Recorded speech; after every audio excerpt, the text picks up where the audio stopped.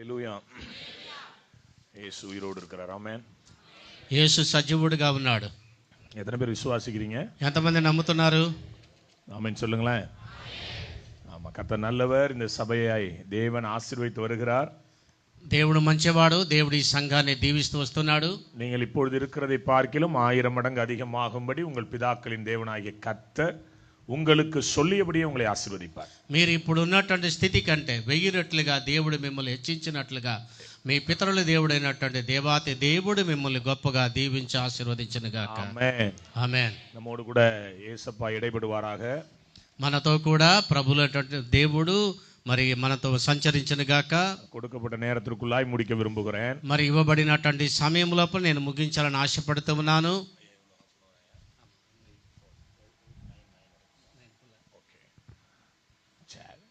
ஒரு வசனத்தை நாம் எடுத்து வாசிக்கலாம். ఒక వాక్యాన్ని మనం తీసి చదువుకుందాం. அது யோவான் எழுதின சுவிசேஷம் 5ஆம் அதிகாரம், యోహాను సువార్త 5వ అధ్యాయము அதனுடைய 6வது வசனம். 6వ వచనము. யாராவது ஒருத்தர் வாசிக்கிறீங்களா? యోహాను సువార్త 5వ అధ్యాయము 6వ వచనం.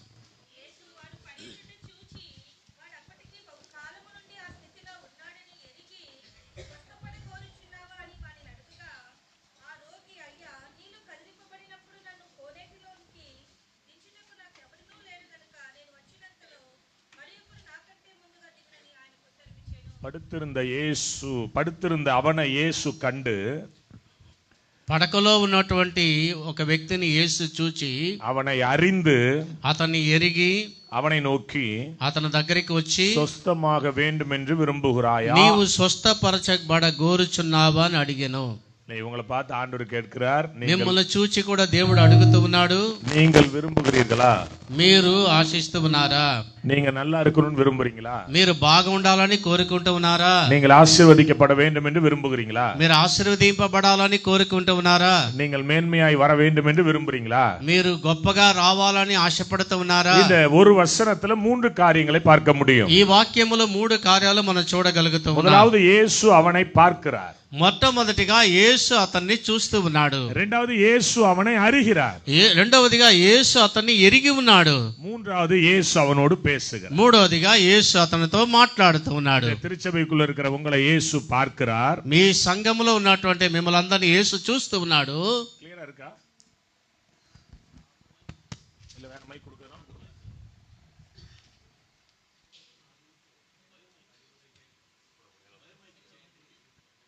Praise the Lord. Okay.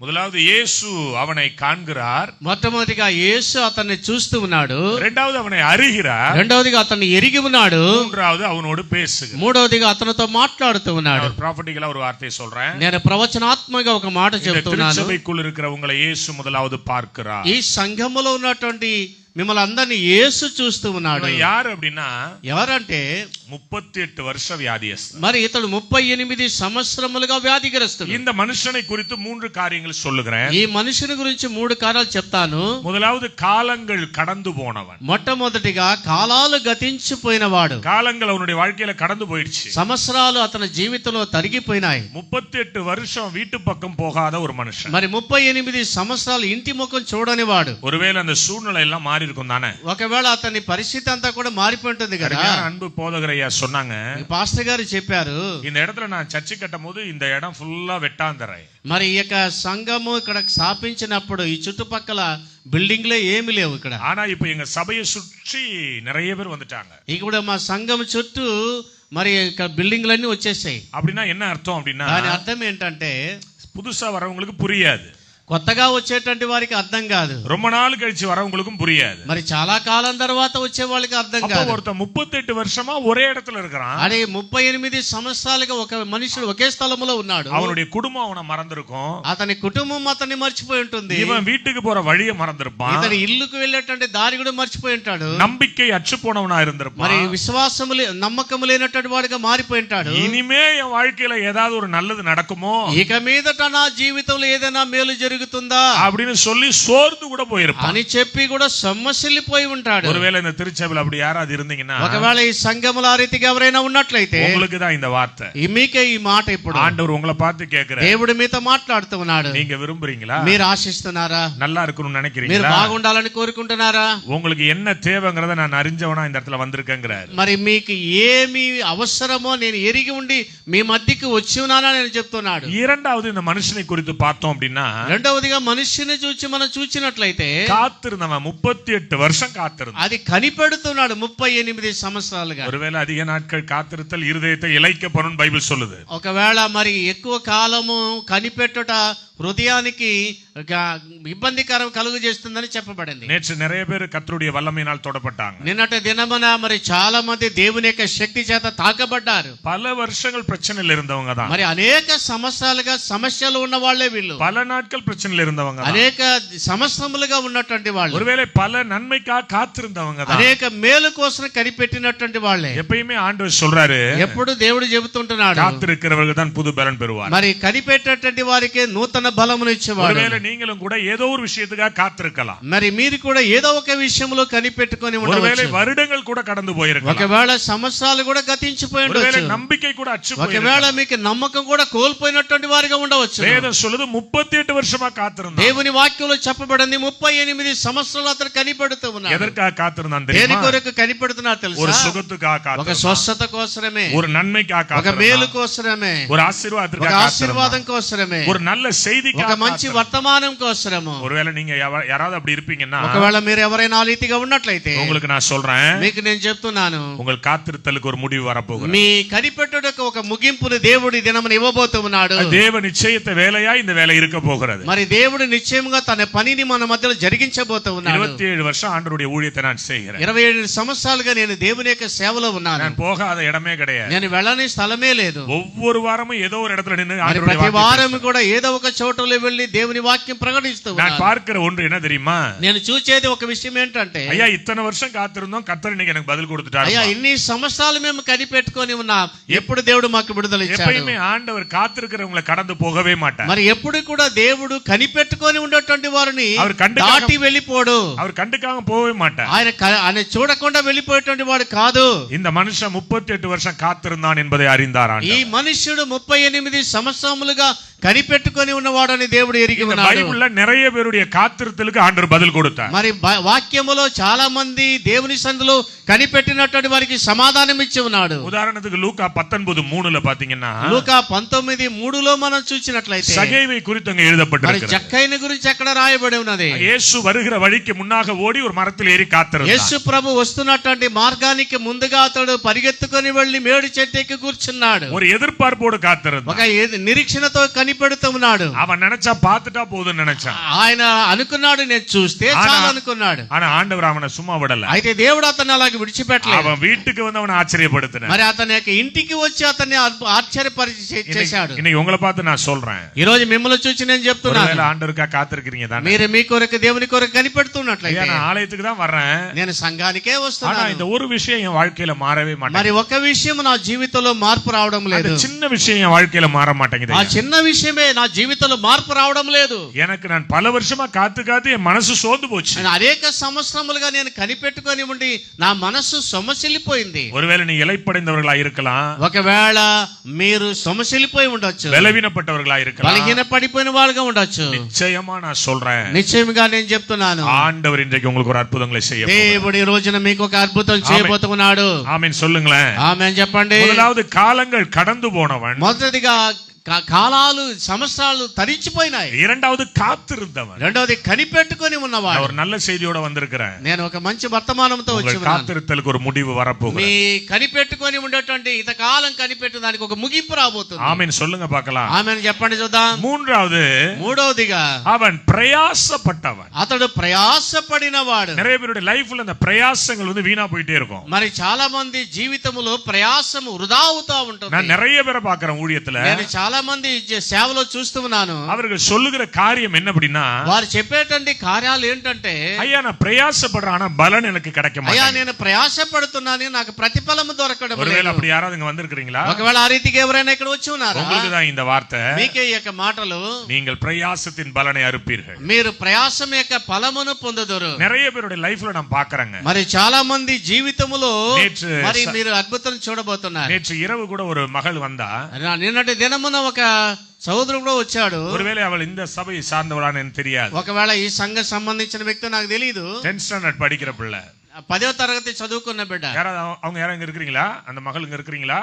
Okay, கர்த்தர் நல்லவர். ராமன் சொல்லுங்களேன். దేవుడు మంచివాడు. அவ வந்து என்கிட்ட சொன்னா, ఆమె చెప్పింది ఏంటంటే, நான் இந்த ஸ்டேட்ல ஃபர்ஸ்ட் மார்க் எடுக்க வேண்டாம் அங்கிள், నేను ఈ స్టేట్ లోనే ఫస్ట్ మార్క్ తీసుకోవాలి, அதுக்காக நான் பிரயாசப்படுறேன், దాని కొరకు నేను ప్రయాసపడుతున్నాను. நான் ஒரு பிளஸ் பண்ணலாம்னு சொல்லி தலையில கை வச்சேன். నేను బ్లస్ చేద్దామని తల మీద చేతులు ఉంచాను. அவ்வளவுதான், ஒரு கரண்ட் மாதிரி அந்த பிள்ளை மேல இறங்குச்சு. ఒక కరెంటు లాగా విద్యుత్ శక్తి ఆమెలో జిగిది அப்படியே சுத்தி கீழே விழுந்தா. అప్పుడే అలాగే పడిపోయింది. அவளுக்குள்ள இருந்து ஒரு பொல்லாத ஆவி வெளியே போனது. ఆమెలో ఉన్నటువంటి ఆ దురాత్మ వెళ్ళిపోయింది. அப்ப நான் கேட்டேன், అప్పుడు నేను అడిగాను, இரவு நேரத்துல நீ நல்லா தூங்குவியான்னு கேட்டேன். రాత్రిలో నువ్వు బాగా నిద్రపోతావని అడిగాను. அந்த புள்ள கண்ணீரோட சொன்னுச்சு, ఆ బిడ్డ కన్నీటితో చెప్పింది, நான் தூங்கி பல மாசம் ஆச்சு, మరి నేను నిద్రపోయి చాలా సంవత్సరాలు అయింది, தற்கொலை பண்ணிக்கணும்னு எண்ணம் வந்துகிட்டே இருக்கு, మరి నేను ఆత్మహత్య చేసుకోవాలి, చేసుకోవాలన్నటువంటి ఆలోచన వస్తున్నది. இப்ப நீங்க ஜெபம் பண்ண உடனே என்னை விட்டு ஏதோ ஒன்னு ஓடி போச்சு அங்கிள். మరి మీరు ప్రార్థన చేయగానే నన్ను వదిలి ఏదో ఒకటి వెళ్ళిపోయింది. தேவனுடைய பிள்ளைகளே, உன் பிரயாசத்தை மறக்க தேவன் அநீதி உள்ள தேவன் அல்ல. మరి మన ప్రయాసమును మర్చిపోవడానికి దేవుడు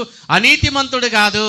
நான் சின்ன வயசுல 5வது படிக்கும் போது, మరి నేను చిన్న వయసులో 5వ తరగతి చదువుతున్నప్పుడు, நான் ஒரு லுத்தரன் சபையை சார்ந்தவன். నేను ఒక లుథరన్ సంఘానికి చెందిన వాడిని. என்னுடைய வேலை என்ன தெரியுமா? నా పని అంతా ఏంటో తెలుసా? அந்த சர்ச்சை கூட்டுறது, చర్చిని క్లీన్ చేయడం, பலிபீடத்தை சுத்தம் பண்றது, బలిపీఠ శుభ్రం చేయడము, அங்க வருகிற ஜனங்கள் உட்கார்ற சேரை கிளீன் பண்றது, మరి వచ్చేటువంటి ప్రజల కోసం కుర్చీ అంతా శుభ్రం இப்படி చేయడం. கிட்டத்தட்ட 6 வருஷம் அந்த சபையில நான் வேலை செய்தேன். 6 సంవత్సరాలుగా సంఘంలో నేను పనిచేస్తూ వచ్చాను. ஆனா எனக்கு இயேசுதான் தெய்வம்லாம் தெரியாது. అది యేసు దేవుడని నాకు తెలియదు. ஏதோ 10 கடவுள்ல அவரு ஒரு கடவுள் మరి நினைச்சேன். 10 దేవుళ్ళలో ఈయన కూడా ఒక దేవుడు. ஆனா கடவுள் இதை பார்த்துக்கிட்டே இருந்திருக்காரு. అయితే దేవుడు దీన్ని చూస్తూనే ఉన్నాడు. பிரயாசத்திற்கு ஏற்ற பலனை 1996 எனக்கு கொடுத்தார். ప్రయాసానికి తగినటువంటి ప్రతిఫలాన్ని దేవుడు నా జీవితంలో ఇచ్చి ఉన్నాడు. நான் உங்களை பார்த்து சொல்றேன், నేను మిమ్మల్ని చూసి చెప్తున్నాను, உங்கள் பிரயாசங்கள் என்றைக்கும் தேவனால் மறக்கப்படுவது మీ இல்லை. ప్రయాసములు ఎన్నటికీ దేవుని మర్చిపోయేటువంటి వాడు కాదు. எத்தனை பேர் ஆமென் சொல்றீங்க? ఎంతమంది ఆమేన్ చెప్తారు? எத்தனை பேர் விசுவாசிக்கிறீங்க? మీరు నమ్ముతూ ఉన్నారు. அவன் ஒவ்வொரு நாளும் பிரயாசப்பட்டு தோல்வி அடைந்தவன் தான். మరి ఒక్కొక్క సంవత్సరం కూడా ప్రయాసపడి అపజయం పొందినవాడు. இன்னைக்கு ஒரு அற்புதம் நடந்துருமா? ఈ రోజు ఒక అద్భుతం జరిగిపోద్దా? இன்றைக்கு என் வாழ்க்கை மாறிடுமா? ఈ రోజు నా జీవితంలో మార్పు జరిగిపోద్దా? இன்றைக்கு நான் என் வீட்டுக்கு போயிடுவேனா? ఈ రోజు నా ఇంటికి వెళ్ళిపోదునా? இன்றைக்கு என்னுடைய வாழ்க்கையில சந்தோஷம் ఈ கிடைச்சிராதா? రోజు నా జీవితంలో సంతోషం వచ్చేస్తాదా? இன்றைக்கு என்னுடைய மரண படுக்கை மாறிடாதா? ఈ రోజు నా యొక్క మరణ పరక మారిపోతుందా? ஒருவேளை மனுஷனுக்கு தெரியல, ఒకవేళ మనుషులకు తెలియకపోవచ్చు, மற்ற மனுபுத்திரனுக்கு அது புரியல, మరి మనుషునికి అది గుర్తు జ్ఞాపకం లేకపోవచ్చు. எங்கோ இருந்த இயேசு அதை அறிந்து கொண்டே இருந்தார். అయితే ఎక్కడో ఉన్నటువంటి యేసు దాన్ని ఎరిగిన వాడై ఉన్నాడు. 4வது ஒரு காரியம் சொல்றேன், 4వదిగా నేను చెప్తున్నాను, பல மணி நேரம் மனுஷனோடு பேசினவன். మరి అనేక గంటల తరబడి మనుషులతో మాట్లాడి, யோசனை பண்ணி பாருங்க, அந்த இடத்துக்கு எவ்வளவு பேர் வந்துட்டு போயிருப்பாங்க தானே? చాలా మంది ఆ స్థలానికి వచ్చి వెళ్ళినటువంటి వారు ఉంటారు. ஒவ்வொருத்தவங்களுக்கு ஹெல்ப் கேட்டிருப்பான் தானே? ఒక్కొక్కరు కూడా సహాయం చేసి ఉంటారు కదా. ஒவ்வொரு மனுஷனுடைய கையை எதிர்பார்த்திருப்பான் మరి தானே? ఒక్కొక్క చేతిని అతడు సహాయం కూడా ఆర్థించి யாராவது எனக்கு நன்மை செஞ்சிட மாட்டாங்களான்னு ஏங்கி தவிச்சிருப்பான் தானே? ఎవరైనా నాకు వచ్చి సహాయం చేస్తారని చెప్పి అతను ఎదురు చూసి ఉంటాడు కదా. ஏன்னா வேதம் ஆதாரம் சொல்லுது, మరి దేవుని యొక్క వాక్యం చెప్పబడింది, ஒருத்தன் அவனை கொண்டு போகல, ఒక్కడే కూడా అతన్ని తీసుకొని పోలేదు. ஒவ்வொரு நாளும் தன் நிலையை மனுஷன்ட்ட போய் சொல்லியிருப்பான். మరి ఒక్కొక్క దినమునే కూడా తన స్థితిని మనుషుల దగ్గర చెప్పుకుంటూ ఉంటాడు. బైబిల్ சொல்லுது, వాక్యం చెబుతుంది, நாசியில் சுவாசம் உள்ள மனுஷனை நம்புவதை விட்டு விடுங்க. సువాస కలిగినటువంటి నాసికారంధ్రంలో సువాసం కలిగిన మనుషులు నమ్ముట కంటే, எங்கெல்லாம் மனுஷனை யாரெல்லாம் நம்புறானோ அவன்லாம் பிச்சைக்காரனா தான் இருந்திருக்கான். మరి ఎక్కడెక్కడ మనుషుల్ని నమ్ముకున్న వాళ్ళు ఉన్నారో అక్కడంతా వాళ్ళు భిక్షగాళ్ళుగా ఉన్నట్టు ఉన్నారు. அப்போஸ்தலர் 3 அதிகாரத்துல பாருங்களேன், అపోస్తల కార్యం 3వ అధ్యాయంలో చూడండి, ஒருத்தனை 4 பேர் கொண்டாந்து உட்கார வைப்பான், ఒకరిని 4 మోసుకొని వచ్చి అక్కడ కూర్చొని పెట్టారు. அவனை அழைச்சிட்டு போயிடுவான். అయితే అక్కడ కూర్చొని పెట్టి వెళ్ళిపోతుంటే వాళ్ళు తీసుకొని వెళ్ళిపోతారు. ஒருவேளை நான் இப்படி யோசிப்பேன், నేను ఒకసారి వీళ్ళకి ఆలోచిస్తూ ఉంటాను, அன்னைக்கு வரதுல கொஞ்சம் அவங்களுக்கு கொடுக்கணும் போல இருக்கு. మరి అక్కడ మోసుకొని వచ్చినటువంటి వాళ్ళకి ఇతనికి వచ్చిన రాబడిలో వాళ్ళకి కొద్దిగా ఇవ్వాలి. இப்படி ஏராளமான காரியங்களை சொல்ல முடியும். ఇలాగ అనేక కార్యాలు నేను చెప్పవచ్చు. மனுஷனை நம்பினா మనుషులు నమ్మితే நம்முடைய வாழ்க்கை அப்படியே தான் இருக்கும். మన జీవితాలు అలాగే ఉంటాయి. அதனாலதான் ஆண்டவர் சொல்றாரு, అదే దేవుడు చెప్తున్నాడు, மனுஷனை நம்புவதற்கு அவன் ஏமாத்திரம். మనుషుడు నమ్ముటకు వాడు వాడు ఎంత మాత్రము. ஐயா இன்னைக்கு உங்களை பார்த்து நான் ஒண்ணு சொல்றேன். మిమ్మల్ని చూచి ఒక మాట చెప్తున్నా. காலங்கள் கடந்து போயிருக்கலாம். కాలము గతించిపోయి ఉండొచ్చు. காத்திருந்து மனம் சலிச்சு போயிருக்கலாம். మీరు కనిపెట్టి మీ మనస్సు సొమ్మసిల్లిపోయి ఉండొచ్చు. ஒருவேளை பிரயாசப்பட்டு உன் லைஃப்ல தோல்வியை நீ பார்த்திருக்கலாம். మీరు ప్రయాసపడి మరి అపజయం పాలైపోయి ఉండొచ్చు. ஒருவேளை మనుషులను நம்பி ஒரு நன்மையும் பெறாமல் இருந்திருக்கலாம். ఒకవేళ మనిషిని నమ్మి మీరు ఏమీ పొందలేకపోయి ఉండొచ్చు. அப்படிப்பட்ட உன்னை பார்க்க தான் இயேசு இங்க வந்தார். అలాంటి నిన్ను చూచి యేసు చెబుతున్నాడు. హల్లెలూయా சொல்லுங்க. హల్లెలూయా చెప్పండి. நான் 9th ஸ்டாண்டர்ட் படிக்கும்போது என்னுடைய லைஃப்ல ஒரு பொல்லாத டெவில் ஸ்பிரிட் என்ன அட்டாக் பண்ணிச்சு. మరి నేను 9వ తరగతి చదువుతున్నటువంటి సమయంలో ఒక దురాత్మ నన్ను వెరపరిచింది. நான்லாம் வந்து படிச்சிட்டு ஊழியத்துக்கு வரலங்க. నేను చదివేసి సేవకు రాలేదు. எங்க அப்பா பெரிய ஊழியக்காரரும் கிடையாது. మా తండ్రి పెద్ద సేవకుడు కాదు. எனக்கு இந்த ஊழியத்துக்கு சம்பந்தமும் கிடையாது. నాకు ఈ సేవకు సంబంధమే లేదు. நான் லேகியோன் என்கிற ஒரு மனிதனை படிக்கும்போது నేను సేనా దయ్యం కలిగినటువంటి వ్యక్తిని గురించి నేను చదువుతున్నాను. அவனை போல தான் என்னுடைய வாழ்க்கை இருந்தது. అతని వల్ల నా జీవితం కూడా ఉన్నింది. சாயங்காலம் 6 மணில இருந்து அடுத்த நாள் காலை 6 மணி வரைக்கும் சுயநினைவே இருக்காது. సాయంత్రం 6 గంటల నుండి మరుసటి రోజు ఉదయం 6 గంటల వరకు నేను స్వాధీనంలోనే ఉండను. என்னை சங்கிலில கட்டி வச்சிருந்தான். నన్ను సంకెళ్ళు వేసి బంధించినారు. நான் 3 முறை தற்கொலை முயற்சி செய்தவன். నేను 3 సార్లు ఆత్మహత్య చేసుకోవడానికి ప్రయత్నించిన వాడిని. உண்மையான கடவுளை தேடி அலுத்து போனவன். మరి నిజమైనటువంటి దేవుని నేను వెతికి అలసిపోయిన వాడిని. என்னுடைய பிரயாசங்களை தேவன் மறக்கவே இல்லை. నా ప్రయాసాలు దేవుడు మర్చిపోలేదు. என்னுடைய அங்கலாய்ப்பை தேவன் மறக்கவே இல்லை. నా స్థితిని దేవుడు మర్చిపోలేదు. கிட்டத்தட்ட 6 ஆண்டு காலங்கள் நான் கஷ்டப்பட்டிருக்கிறேன். 6 సంవత్సరాలుగా ఈ రీతిగా నేను కష్టపడి శ్రమపడి ఉన్నాను. என்னையே நான் தீக்கலால் சுட்டு என் உடம்ப நான் புண்படுத்தி இருக்கிறேன். నన్ను నేను అగ్నితో గాయాలు చేసుకొని నేను ఇబ్బంది పెట్టుకున్న వాడిని. எங்கயாவது போய் ட்ரெயின் முன்னாடி பஸ் முன்னாடி விழுந்துடலாமான்னு கூட நினைப்பேன். ఎక్కడైనా ట్రైన్ ముందర బస్సు ముందర పడి చచ్చిపోదామని అనుకునేవాడిని. சாட்சி 1 மணி நேரம் யூట్యూబ్ல இருக்குது. నా సాక్ష్యము 1 గంట సేపు యూట్యూబ్ లో ఉంది. என் அன்பு தேவனுடைய பிள்ளைகளே, నా ప్రియమైన దేవుని బిడ్డలారా, அப்படிப்பட்ட என்னை தான் இயேசு பெயர் சொல்லி அழைத்தார். అలాంటి వ్యక్తి నటని నన్నే యేసు పేరు పెట్టి పిలిచాడు. நீ என்னுடைய தீர்க்கதரிசியாய் இந்த பூமியில இருப்பாய் என்றார். ఈ అనగా ఒక ప్రవక్తగా నా ఈ భూమి మీద ఉంటావని దేవుడు నాకు நான் చెప్పాడు. உன்னை கொண்டு பெரிய காரியங்களை செய்வேன் என்றார். నేను నీ ద్వారా గొప్ప కార్యాలు చేస్తానని దేవుడు చెప్పాడు. 27 ஆண்டுகள் செய்து கொண்டிருக்கிறார். 27 సంవత్సరాలుగా దేవుడు చేసి ஒருவேளை காத்திருந்து காயப்பட்டிருக்கலாம் மகளே மகனே. ఒకవేళ కనిపెట్టుకొని ఉండి మీరు గాయపడి ఉన్నటువంటి పరిస్థితుల్లో ఉండవచ్చు. மனுஷனோடு பேசி உன் லைஃப் நீ உனக்கு வீணாக்கிட்டு இருந்திருக்கலாம். మరి మనుషుతో మీరు మాట్లాడి మీ జీవితమే మీ సమయాన్నే మీరు కోల్పోయి ఉండవచ్చు. இயேசு இன்றைக்கு வருகிறார். నిన్ను వెతికి యేసు ఈ సమయంలో వస్తున్నాడు. அவன் வந்து டைரக்டா கேட்டாரு. ఆయన వచ్చి డైరెక్ట్ గా చెప్తున్నాడు, நீ சுகமாக்கப்பட விரும்புகிறாயா? నీవు స్వస్థపరచబడగోరుచున్నావా? ஆண்டவருடைய வார்த்தை எப்பவுமே ஷார்ட் அண்ட் ஸ்வீட் தான். దేవుని యొక్క మాట ఎప్పుడు కూడా క్లుప్తంగానే ఉంటాయి. நேரடியா தான் கேட்பாரு. నేరుగానే అడుగుతాడు. பாருங்களேன், பர்த்திமேயு வந்தான். భర్తమయ్య వచ్చాడు. அவன்கிட்ட கேட்டார், நான் உனக்கு என்ன செய்யணும்? నేను నీకు ఏం చేయాలి? குஷ்டரோகி வந்தான். కుష్ఠరోగి వచ్చాడు. என்னால சுகமாக்கணும் முடியும், நீ நம்புறியான்னு கேட்டார். నేను నిన్ను స్వస్థపరచగలని నువ్వు నమ్ముతున్నావా అని అడిగాడు. ஒரு குருடன் ஒருத்தன் வந்தான். ఒక గుడ్డివాడు ఒకడు వచ్చాడు. நீ போய் சீலோம் கழுத்துல கழுவுன்ட்டாரு. నీ వెళ్ళి శిలోము కోనేట్లో పోయి కడుక్కో అన్నాడు. அங்க ஒரு பெரிய பிரசங்கத்தலாம் அவர் பண்ணவே இல்ல. మరి అక్కడ పెద్ద ప్రసంగాలు ఏం చేయలేదు ఆయన. அதே போலதான் இங்கேயும் கேட்டாரு. అదే రీతిగా ఇతను కూడా అడిగాడు, நீ சுகமாக்கப்பட నువ్వు விரும்புறியா? స్వస్థపరచబడ కోరుచున్నావా? உடனே அவன் பழைய கதையெல்லாம் பேசினான். వెంటనే అతను పాత కథలంతా చెప్పడానికి మొదలు పెట్టాడు. அவரை ஒரு மனுஷன் நினைச்சு பேசிட்டு இருந்தான். అతడు కూడా ఒక మనుషుడని మాట్లాడుతా ఉన్నాడు. கர்த்தர் ரொம்ப நேரம் பேச இடம் கொடுக்கல. మరి దేవుడు ఎక్కువసేపు మాట్లాడడానికి సమయం ఇవ్వలేదు. சொன்னார், உன் படுக்கை எடுத்துட்டு வீட்டுக்கு போயிடுப்பா. నీ పడకెత్తుకొని ఇంటికి వెళ్ళు అన్నాడు. காண்கிற இறைவன், మరి చూచేటువంటి దేవుడు, அறிகிற இறைவன், మరి ఎరిగిన దేవుడు, உன்னோடு பேசுகிற నీతో இறைவன் మాట్లాడే దేవుడు ஒத்த சொல்யூஷனை கொடுத்து அனுப்ப போறார். మరి ఒక విడుదల నీకు ఇచ్చి పంపబోతున్నాడు. ஒட்டுமொத்த பிரச்சனைக்கு ஒரே ஒரு சொல்யூஷனை கொடுக்க మరి నీ போறார். యొక్క సమస్త విధమైనటువంటి సమస్యలకి ఒకే కార్యముతో విడుదల உனக்கு చేయబోతున్నాడు. என்ன தேவை என்பதை அவர் அறிந்திருக்கிறார். మరి నీకు అవసరం ఏదో ఆయన ఎరిగిన వాడు. எனக்கு ஒரு தேவை இருக்கும், నాకు ఒక అవసరం ఉంటుంది, அன்பு போதகருக்கு ஒரு தேவை పాస్టర్ గారికి இருக்கும், ఒక అవసరత ఉంటుంది, வந்திருக்கிற அம்மாவுக்கு ஒரு தேவை இருக்கும், అమ్మగారికి ఒక అవసరత ఉంటుంది, உங்க ஒவ்வொருத்தருக்கும் ஒரு தேவை మీ இருக்கும். అందరికి ఒక అవసరత ఉంటుంది. எல்லாருக்கும் ஒரே பதில் கொடுக்கிறது இல்ல. అందరికి ఒకే సమాధానం ఇచ్చేవాడు కాదు. உனக்கு என்ன தேவை என்பதை அறிந்திருக்கிறவர், నీకు ఏది అవసరం అది ఎరిగిన వాడు. ஒவ்வொருத்தருக்கும் தனித்தனியாய் கொடுத்து அனுப்ப போகிறார். ఒక్కొక్కరికి కూడా ప్రత్యేకంగా వారి అవసరతలు దేవుడు తీర్చేవాడే ఉన్నాడు. எத்தனை பேர் விசுவாசிக்கிறீங்க? ఎంతమంది నమ్ముతూ ఉన్నారు? பைபிள் சொல்லுது, దేవుని వాక్యం చెబుతుంది, உடனே சொஸ்தமாகி, వెంటనే స్వస్థపరచబడి, சொல்லுங்க உடனே, వెంటనే, இம்மிடியேட்டா நடக்குது. చెప్పండి, వెంటనే. 4 நாள் கழிச்சு இல்ல, 4 రోజులు కాదు, ஒரு வாரம் கழிச்சு இல்ல, ఒకసారి వారం తర్వాత కాదు, 4 தடவை நீ பிரேயருக்கு வான்னு சொல்லல, 4 సార్లు నువ్వు వారాలు రాను ప్రార్థనకు రా చెప్పలేదు. இம்மிடியேட்டா நடக்குது. వెంటనే జరుగుతా ఉంది, உடனே நடக்குது, వెంటనే జరుగుతా ఉంది. நான் ஒரு தீர்க்க தரிசனம் சொல்றேன், అది అక్కడ ప్రవక్తగా உங்களுடைய வாழ்க்கையில உடனே நடக்க போகுது சில మీ காரியம். జీవితంలో కొన్ని కార్యాలు త్వరగా நீ జరగబోతున్నాయి. இத்தனை ஆண்டுகள் காத்திருத்தல் போதுங்கிறான். మరి ఇంతకాలం నువ్వు కనిపెట్టుకున్నది చాలు.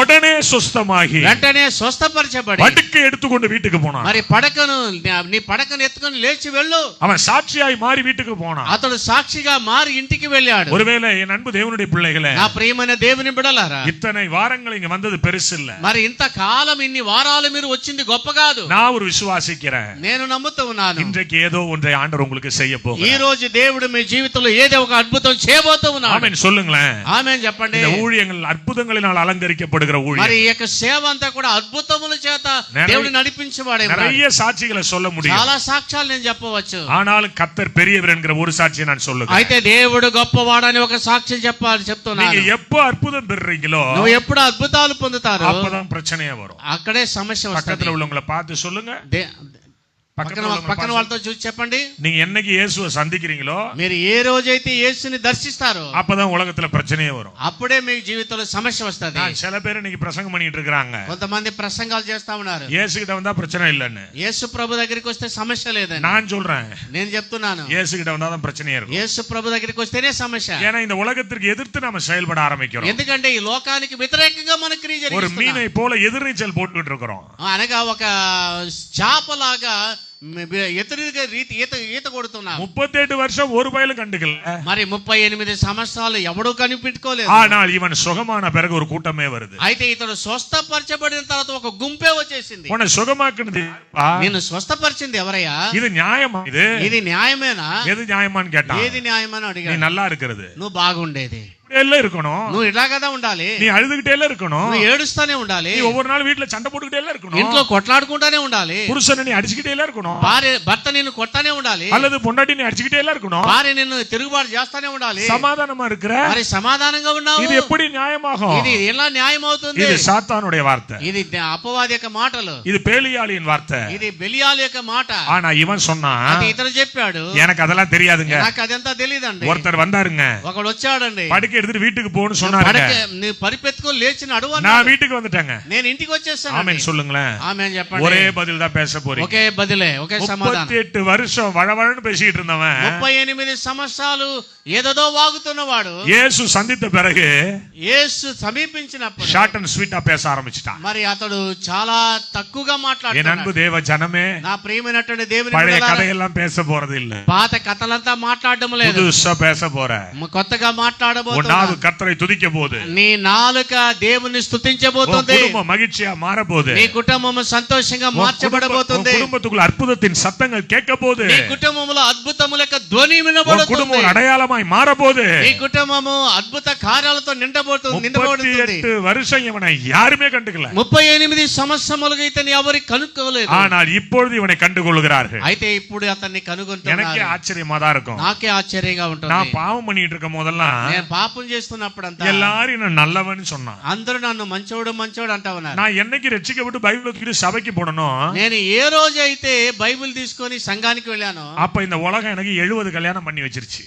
మరి ఈ యొక్క లోకము నన్ను పట్టుకొచ్చి ఒక పెళ్లి చేసేసింది. எங்க அப்பாவே சொன்னாரு, నా నానే చెప్పాడు, இவன் ஏதோ ஒரு பெண்ணை விரும்புறான் போல இருக்கு, அதனாலதான் இந்த பெந்தகோஸ்தே சபைக்கு போறான். వీడు ఏదో ఒక అమ్మాయిని ఇష్టపడుతున్నాడు కాబట్టి ఆ పెంతుకోస్ సంఘానికి వెళ్తా ఉన్నాడని చెప్పి మా నానే చెప్పాడు. என் அன்பு தேவனுடைய பிள்ளைகளே, నా ప్రియమైన அது దేవుని బిడ్డలారా, நடக்கதான் செய்யும், అది జరుగుతుంది, அது அப்படிதான் இது. అలాగే ఎట్లా ఉంటాయి. ஆனா இப்ப ஷார்ட் அண்ட் ஸ்வீட்டா இவன் சொல்றான், అతడు ఇప్పుడు ఇతను అంటున్నాడు, எனக்கு அதெல்லாம் தெரியாதுங்க. నాకు అదంతా తెలియదండి. ஒருத்தர் வந்தாரு, ఒక ఆయన వచ్చాడు, நீ எழுந்து நடன்னு சொன்னாரு, లేచి నడువు అన్నాడు, நான் நடந்து வீட்டுக்கு வந்துட்டாங்க. నేను పరిపెత్తుకొని పోంటే నేను వచ్చాను. அதற்கு பிறகு இயேசு அவனை சந்தித்தார். ఆ తరువాత యేసు అతన్ని దర్శించాడు. எங்க தெரியுமா சந்தித்தார்? ఎందుకు దర్శించాడు? தேவாலயத்துல சந்தித்தார். ఎక్కడ? దేవుని ఆలయములో. என் அன்பு தேவ ஜனமே, దేవుని బిడ్డలారా, 4 விஷயங்கள் உன்ட்ட நான் சொல்லி இருக்கிறேன். 4 విషయాలు మీతో చెప్పి ఉన్నాను. நீ காலங்கள் கடந்து போன ஒரு ஆள் தான் நீனு. నీ జీవితంలో సంవత్సరములు తరిగిపోయాయి, நீ గతించుకొని காத்திருந்த ஒரு நபர் தான் நீனு. నీవు కనిపెట్టుకొని ఉన్న వ్యక్తివే. நீ பிரயாசப்பட்ட நபர் నువ్వు தான் நீ. ప్రయాసపడినటువంటి వ్యక్తివే. பல மணி நேரம் மனுஷனோட பேசின நபர் தான் நீ. అనేక గంటల తరబడి మనుషులతో ஆனா మాట్లాడుతున్నావు. இயேசு வந்தார், అయితే యేసు உன்னை వచ్చాడు, கண்டார், నిన్ను చూచాడు, உன் பிரச்சனையை அறிந்தார், నీ సమస్యను ఎరిగాడు, உன் தேவையை கொடுத்து அனுப்பினார். నీ అవసరతలు తీర్చి పంపాడు. அதற்கு பிறகு நீ வேத தேவாலயத்திற்கு வந்து తరువాత నువ్వు దేవుని ఆలయానికి వచ్చి ஆண்டவரை நீ துதிக்கணும். దేవుని స్తుతించాలి. இப்பதான் ஃபுல்ஃபில்மெண்டே ஆகுது. ఇప్పుడుదా నెరవేర్చబడతా ఉంది. நீ சொஸ்தமானா, నీవు స్వస్థపరచబడితే. அதுக்கு முன்னாடி ஆண்டவர் சொல்ல, ఆ రీతిగా దేవుడు ఆ మాట చెప్పలేదు. அதுக்கு முன்னாடி கர்த்தர் சொல்லல அந்த வார்த்தையை. అంతకు ముందు దేవుడు ఆ మాట చెప్పలేదు. இப்பதான் சொல்றாரு. ఇప్పుడుదా చెప్తాడు. நீ சொஸ்தமானா, నువ్వు స్వస్థపరచబడితే. நீ சொஸ்தமானா, నువ్వు స్వస్థపరచబడ్డావు. அதிக கேடானது ஒன்று இனி உனக்கு வரக்கூடாது. అనగా నువ్వు స్వస్థపరచబడినట్లయితే என் அன்பு ఎక్కువ தேவ కీడు నీకు రాకూడదు అన్నాడు. என் அன்பு தேவ ஜனமே, దేవుని బిడ్డలారా, ஆண்டவரிடத்தில் நன்மையை பெற்றுக்கொண்ட நீ, దేవుని దగ్గర నుండి ఎక్కువ మేలు పొందుకున్న నీవు ஒவ்வொரு வாரம் ஆலயத்திற்கு வாருங்கள். మరి ప్రతి వారము దేవుని సన్నిధికి రండి. ஆண்டவரை மகிழ்ச்சியோடு துதிங்க. దేవుని ఆనందముతో స్తుతించండి. ஒவ்வொரு வாரம் ஆண்டவருடைய கண்கள்ல இருங்க. మరి ప్రతిరోజు కూడా దేవుని కనుదృష్టిలో ఉండండి. ஒவ்வொரு வாரம் தேவனுடைய சத்தத்தை கேளுங்க. ప్రతిరోజు కూడా దేవుని యొక్క శబ్దాన్ని వినండి. அதிக கேடானது ஒன்று உங்களை தொடாதபடி பார்த்துக் கொள்ளுங்க. మరి కీడు మిమ్మల్ని ఏది రాకుండా మిమ్మల్ని ముట్టకుండా జాగ్రత్తగా కాపాడుకోండి. இப்போ எத்தனை பேர் விசுவாசிக்கிறீங்க? ఎంతమంది నమ్ముతూ ఉన్నారు? எத்தனை பேர் விரும்புறீங்க? ఎంతమంది ఆశిస్తూ ఉన్నారు? நான் நல்லா இருக்கணும், నేను బాగా ఉండాలి, நான் 4 பேருக்கு கொடுக்கணும், నేను నలుగురికి ఇవ్వాలి, நான் మகிழ்ச்சியோட இருக்கணும், నేను సంతోషంగా ఉండాలి. நான் இப்படி எல்லாம் சொல்லும்போது நீங்க எல்லாரும் ஆமென் சொல்லணும். నేను ఇలా చెప్పేటప్పుడు ఆమేన్ చెప్పాలి. வியாதி இல்லாம நான் இருக்கணும், నీ వ్యాధి లేకుండా నేను ఉండాలి. மருத்துவ அறிக்கைகளுக்கு தேவன் எனக்கு ஒரு பதிலை கொடுக்கணும். మరి ఈ యొక్క మెడిసిన్ వాళ్ళు చెప్పేటటువంటి వాటికి దేవుడు ఒక బదులు ఇవ్వాలి. என் பிள்ளை நல்லா படிக்கணும், నా బిడ్డ బాగా చదవాలి, என் பிள்ளை மேன்மையா இருக்கணும், మా బిడ్డలంతా కూడా ఉన్నత స్థాయికి రావాలి, நான் கர்த்தருக்குள்ள வளரணும், నేను దేవునిలో ఎదగాలి, நான் சாட்சியா மாறணும். నేను సాక్షిగా జీవించాలి. இத நான் விரும்புறேன். ఇది నేను ఆశిస్తున్నాను. சொல்லுங்க வாயத்துல, நான் விரும்புறேன். ఇది నేను ఆశిస్తున్నాను చెప్పండి. இப்ப பலிபீடத்தில் இந்த இயேசு உங்களோடு பேசுகிறார். బలిపీఠం దగ్గర ఉన్న యేసు మీతో நீ మాట్లాడుతున్నాడు. விரும்புகிறபடி உனக்காக கடவுள், నీవు ఆశించిన దానిని దేవుడు నీకు ఇచ్చివాడే நீ ఉన్నాడు. விரும்புகிறபடி உனக்காக నీవు கடவுள், ఆశించిన విధంగా దేవుడు నీకు ఇచ్చివాడే ఉన్నాడు. உனக்கு என்ன தேவை என்பதை கர்த்தர் அறிந்திருக்கிறார். మరి నీకు అవసరం ఏదో దేవుడు ఎరిగిన వాడే ఉన్నాడు. உனக்கு என்ன கொடுத்தா நீ சந்தோஷப்படுவே என்பதை கர்த்தர் அறிந்திருக்கிறார். నీకు ఏది ఇస్తే నువ్వు సంతోషిస్తావని దేవుడు ఎరిగి దానిని నీకు ఇచ్చివాడే அப்படி ఉన్నాడు. கேட்டுட்டு கடந்து போகிற கர்த்தர் இல்லங்க. మరి ఆయన ఏదో దాటుకొని వెళ్ళిపోయేటువంటి దేవుడు కాదండి. நீங்க விரும்புறதுக்கு பதில் கொடுக்கிற கர்த்தர். మరి మీరు ఎదురు చూసిన దానికి సమాధానం நீங்க ఇచ్చేటువంటి தானே దేవుడు. நேத்து சாட்சி சொன்னீங்க, இந்த அம்மாவுக்கு தேவன் செய்த அற்புதங்கள். మరి ఈ అమ్మగారికి దేవుడు நிறைய பேருக்கு ஆண்டவர் அற்புதம் செய்தார் நேத்து. చాలా మంది నిన్న దినం దేవుడు అద్భుతం இன்னும் చేశాడు. தமிழ்நாட்டுல பாத்தீங்கன்னா வேற மாதிரி இருக்கும் எங்க மீட்டிங். తమిళనాడు చూస్తే అది వేరే విధంగా ఉంటాయి. ఇంకా அது போயிட்டு இருக்கும், 3 மணி நேரமா போயிட்டு இருக்கும். అది 3 గంటల సేపు వెళ్తా ఉంటారు. நிறைய ஜனங்கள் கொத்து கொத்தா ஆசீர்வதிக்கப்படுவாங்க. చాలా మంది గుంపులు గుంపులుగా ఆశీర్వదింపబడతారు. அது ஒரு ஹென்றி சாமுவேலால அல்ல, అది హెన్రీ సామ్యూయల్ గారి ద్వారా కాదు, இங்க இருக்கிற அருமையான போதகரால அல்ல, ఉన్నటువంటి పాస్టర్ గారి ద్వారా కాదు. இயேசு கிறிஸ்துவினுடைய நாமம் அதை செய்கிறது. యేసుక్రీస్తు యొక్క నామం అది చేసి ఉన్నది. அவரை நோக்கி பார்த்து பிரகாசம் அடைந்தார்கள். ఆయన యొక్క వైపు చూచి మరి அவருடைய ప్రకాశింపబడ్డారు. முகங்கள் வெட்கப்பட்டு போகவே మీ இல்லை. ముఖాలు ఎన్నటికీ లజ్జింపకపోవును. எத்தனை பேர் விசுவாசிக்கிறீங்கம்மா? ఎంతమంది నమ్ముతూ எத்தனை ఉన్నారు? பேர் நம்புறீங்கம்மா? ఎంతమంది నమ్ముతూ ஆண்டவர் ఉన్నారు? உன்னை பார்த்தா கேக்குறாரு, దేవుడు விரும்புறியா? మిమ్మల్ని చూచి చూస్తున్నా అడుగుతున్నాడు. பக்கத்துல கையை பிடிச்சு குலுக்கி கேளுங்க, పక్కన விரும்புறியா? ఉన్నటువంటి వారిని నువ్వు ఇష్టపడుతున్నావా? விரும்புறியா? నువ్వు ఇష్టపడుతున్నావా? உன் விருப்பத்தை நிறைவேற்றும்படி இயேசு నీ இங்கே ఆశను வந்திருக்கிறார். నెరవేర్చు దేవుడై ఉన్నాడు. நீ விரும்புகிறதை கொடுக்கும்படி இயேசு இங்கே నువ్వు வந்திருக்கிறார். ఇష్టపడిన దాన్ని దేవుడు ఇవ్వడానికి మన మధ్యలో వచ్చి ఉన్నాడు. ஆண்டவர் சொல்ல என்ன என்ற கேளுங்கிறாரு. ఆ దేవుడు అంటున్నాడు, నన్ను అడుగుమంటున్నాడు. ஆய திறந்து கேளுங்களேன். నోరు తెరిచి అడగండేమే. பிலிப்பியர் 4:6 சொல்லுது, ఫిలిప్పీ 4:6లో చెప్పబడింది, நீங்க ஒன்றுக்கும் கவலைப்படாத, మీరు దేని గురించి చింతించకూడదు, விண்ணப்பத்தோடு ஸ்தோத்திரத்தோடு எனக்கு విజ్ఞాపనతో స్తుతులతో కృతజ్ఞతా స్తుతులు చెల్లించి దేవుని நான் వేడుకొనుడి. உனக்கு பதில் கொடுப்பேங்க. నేను మీకు సమాధానం ఇచ్చేదను. நான் உனக்கு பதில் கொடுப்பேன். నేను మీకు సమాధానం ఇచ్చేదను. என் அன்பு தேவ ஜனமே, నా ప్రియమైన దేవుని జనాంగమా, அவரை நம்பி இருக்கிற ஒருவன் மேலும் குற்றம் சுமராது. ఆయన నమ్మినటువంటి వారి మీద ఏ నేరము మోపబడ నేరదు. ஆலயம் பொண்ணுச்சு அம்மா, అయితే சர்ச்சின் பொண்ணுச்சு அம்மா, మరి చర్చికి వెళ్ళింది ఈమె, என்ன நன்மை பெற்றுச்சு? ఏం మేలు పొందుకునింది? இப்படி இனிமே வெளில சொல்ல மாட்டாங்க. ఇంకెవరు ఆ విధంగా బయట చెప్పరు. இந்த ஐயா சர்ச்சுக்கு போனாரு, ఆ అయ్యగారు చర్చికి వెళ్ళాడు, அந்த అమ్మ சர்ச்சுக்கு போனுச்சு. ఆ అమ్మగారు చర్చికి వెళ్ళింది. கர்த்தர் அவங்களை நல்லா வச்சிருக்கிறார். దేవుడు వారిని బాగా పెట్టి ఉన్నాడు. கர்த்தர் மேன்மையா வச்சிருக்கிறாரு. దేవుడు ఉన్నతంగా పెట్టి ఉన్నాడు. நாமளும் அந்த சர்ச்சுக்கு போவோம் வா. నేను ఆ చర్చికి వెళ్దాం రండి. அப்படி நிறைய பேர் வெளியில பேச போறாங்க. ఆ రీతిగా బయట చాలా మంది எத்தனை பேர் మాట్లాడబోతున్నారు. நம்புறீங்க? ఎంతమంది నమ్ముతారు? எத்தனை பேர் விசுவாசிக்கிறீங்க? ఎంతమంది నమ్ముతారు? அவர் சொல்லியும் செய்யாது இருப்பாரோ, ఆయన చెప్పినది చేసి ముగించడా, தாம் சொன்னதை குறித்து மனஸ்தாபப்படுவாரோ, ఆయన చెప్పిన దాన్ని బట్టి పశ్చాత్తాపపడడా, அவர் பொய் சொல்ல மனுஷன் அல்லவே அல்ல. ఆయన అబద్ధం ఆడుటకు నరుడు కాదు. உன்னை காண்கிற இறைவன், నిన్ను చూచేటువంటి దేవుడు, உன்னை அறிகிற இறைவன், నిన్ను ఎరిగిన దేవుడు, உனக்கு தேவையை கொடுக்கிற இறைவன். నీకు అవసరతలు ఇచ్చేటువంటి దేవుడు ఆయన. பரிசுத்தமான ஓய்வு நாள்ல உங்கள் உங்கள் మధ్యలో வந்திருக்கிறார். ఆయన యొక్క పరిశుద్ధమైనటువంటి ఈ యొక్క విశ్రాంతి దినమున నీ మధ్యకి వచ్చి ఉంటున్నాడు. ஒவ்வொருடைய இருதயத்தை அவர் பார்த்து கொண்டிருக்கிறார். ప్రతి వారి యొక్క హృదయాన్ని ఆయన తేరి చూస్తూ ఉన్నాడు. உங்களுக்கு தேவையானதை கொடுக்கும்படி இங்க வந்திருக்கிறார். మీకు అవసరమైనటువంటి వాటిని ఇవ్వడానికి వచ్చి ఉన్నాడు. நம்ம எல்லாரும் அப்படி எழுந்து நிற்போமா? మనమందరం అలా లేచి నిలబడదామా? எல்லாரும் அப்படி எழுந்து நிற்போமா? అందరం అలా లేచి నిలబడదామా? நல்லா எழுந்திருச்சு ரெண்டு கை வானத்துக்கு நேரா உயர்.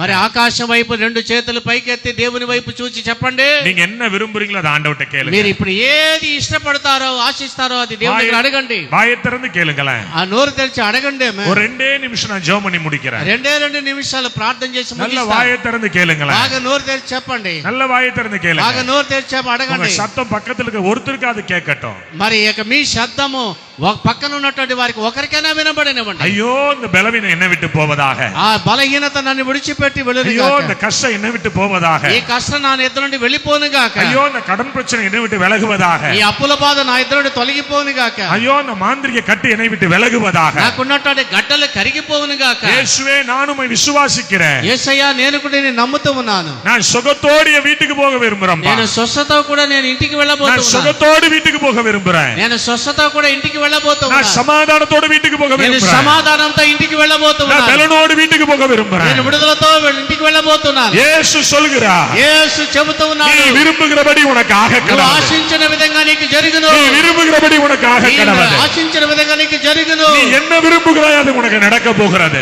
నీది ఏదైతే ఆశిస్తున్నావో అది ஒரு జరగబోతున్నది. பலன் உன்னை மூட போகிறது. ఒక బలము నిన్ను కమ్ముకొనును. ஒரு சமாதானம் உன்னை மூட ఒక போகிறது. సమాధానం నిన్ను కమ్ముకొనును.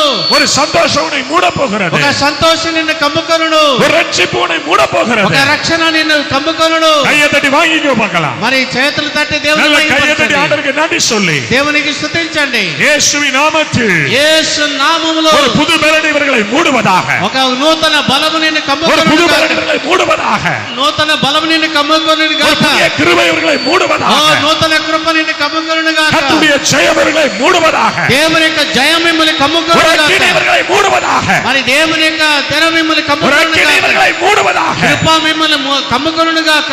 துன்பங்கள் இவர்களை விட்டு விலகுவதாக. దుఃఖములు ఇబ్బందులు మిమ్మల్ని తొలగను గాక. துக்கங்கள் இவர்களை விட்டு விலகுவதாக. దుఃఖములు సమస్యలు నిన్ను వదిలిపోవును గాక. இயேசுவின் நாமத்தில் இவைகள் நடப்பதாக. యేసు నామములో విడుదల. மனதில் இருக்கிற காயங்கள் விலகட்டும். మరి వచ్చినటువంటి కార్యాలు జరగనివ్వండి. முறிந்த ஆவி கட்டப்படட்டும். మరి ఆత్మలో అన్నటువంటి విడుదల పొందనివ్వండి. விட்டு போன நன்மைகள் திரும்ப வரட்டும். పోగొట్టుకున్న ఆశీర్వాదాలు తిరిగి என் రానివ్వండి. பிள்ளைகளுடைய தலைகளில் அப்படிப்பட்ட நன்மைகள் இறங்கி ஆளுகை செய்யட்டும். మరి మీ పిల్లల మీద అలాంటి దేవుని యొక్క మేలులు నింపబడి పరిపాలన చేయనుగాక. நல்ல கையத்தடி ஆண்டவரை துதிங்க. బాగా చప్పట్లు దేవుని మహిమపరచండి. ஒரே ஒரு நிமிஷம் நல்லா துதிங்க. అందరూ స్తుతించండి. அக்கினி இறங்கட்டும் ஒவ்வொரு மேலே. అక్కిని మీ మధ్య దిగనివ్వండి. அக்கினி இறங்கட்டும் ஒவ்வொரு மேலே. అక్కిని దిగనివ్వండి. ஒரு நன்மையின் அக்கினி இறங்கட்டும். ఒక మేలు మీ మధ్యలో దిగనివ్వండి. சுகமளிக்கிற அக்கினி இறங்கட்டும். మరి స్వస్థపరచడం అక్కిని தேவனை దిగనివ్వండి. கொடுக்கிற அக்கினி இறங்கட்டும். దేవుని యొక్క అక్కిని మీ మధ్యలో దిగనివ్వండి. என் பிள்ளைகளுக்கு தேவையை கொடுக்கிற அக்கினி இறங்கட்டும். నా పిల్లలకి అవసరమైనటువంటి అక్కిని దేవుడు ఇచ్చునుగాక. என் பிள்ளைகளை சாட்சியாய் மாற்றுகிற அக்கினி இறங்கட்டும். మా పిల్లలు సాక్షిగా జీవించే అక్కిని దిగని. நல்ல கையை தட்டி, అందరూ చేతులు తట్టి, கையை தட்டி, చేతులు తట్టి, கையை தட்டி, చేతులు తట్టి, கையை தட்டி. చేతులు తట్టి. ஒரு பலன் இறங்கி கொண்டிருக்கிறது. ఒక దేవుని యొక్క ఆత్మ ஒரு దిగుతూ பலன் ఉన్నది. இறங்கி கொண்டிருக்கிறது. దేవుని శక్తి దిగుతూ ஒரு ఉన్నది. சுகம் இறங்கி ఒక கொண்டிருக்கிறது. స్వస్థత విడుదల కలుగజేస్తూ ஒரு ఉన్నది. தேவ கிருபை இறங்கி கொண்டிருக்கிறது. దేవుని కృప దిగుతూ ఉన్నది. பெற்றுக்கொள்ளுகிற சுகத்தை, పొందుకొనండి ఈ సమయంలో. பெற்றுக்கொள்ளுகிற சுகத்தை, పొందుకొనండి ఈ సమయంలో. பெற்றுக்கொள்ளுகிற விடுதலையை, పొందుకొనండి విడుదలను. பெற்றுக்கொள்ளுகிற மேன்மையை పొందుకొనండి విడుదలను. பெற்றுக்கொள்ளுங்கள். పొందుకొనండి. பெற்றுக்கொள்ளுங்கள். పొందుకొనండి. பெற்றுக்கொள்ளுங்கள். పొందుకొనండి. பெற்றுக்கொள்ளுங்கள். పొందుకొనండి. பெற்றுக்கொள்ளுங்கள். పొందుకొనండి. ஒவ்வொரு மேலும், ప్రతి వారి మీద, ஒவ்வொரு மேலும் ప్రతి వారి మీద தேவ கிருபை, దేవుని కృప, தேவ கிருபை, దేవుని కృప, தேவ பலன், దేవుని బలము, தேவ ஆளுகை దేవుని పరిపాలన ஒவ்வொருவரையும் தொடுவதாக, ప్రతి వారి మీద దిగునుగాక. ஒவ்வொருவரையும் தொடுவதாக, ఒక్కొక్కరిని ముట్టనుగాక. ஒவ்வொருவரையும் தொடுவதாக, ఒక్కొక్కరిని ముట్టనుగాక. ஒவ்வொருவரையும் தொடுவதாக. ఒక్కొక్కరిని ముట్టనుగాక. இயேசுப்பா, అయ్యా, உம்மை நாங்க நம்பி இருக்கிறோம் அப்பா. నేను నమ్మి ఉన్నామయ్యా. எங்கள் விருப்பத்தை நிறைவேற்றி அனுப்புகிற தயவுக்காக ஸ்தோத்திரம். మా యొక్క ఆశలన్నీ కూడా నెరవేర్చినందుకే స్తోత్రం. உம்மிடத்தில் நாங்கள் நன்மையை பெற்றுக்கொண்டோமே, మీ ఇద్దరి నుండి మేము మేలు పొందుకున్నామే, அதற்காக நன்றி சொல்லுகிறோம். దాని కొరకు మీకు వందనాలు. உம்முடைய நாமம் மாத்திரம் உயர்த்தப்படுவதாக. నీ నామం మాత్రం మహింపరచబడును. இயேசுவின் நாமத்தில் ஜெபிக்கிறேன் பிதாவே. యేసు నామములో అడుగుతున్నాము తండ్రి. ஆமென்.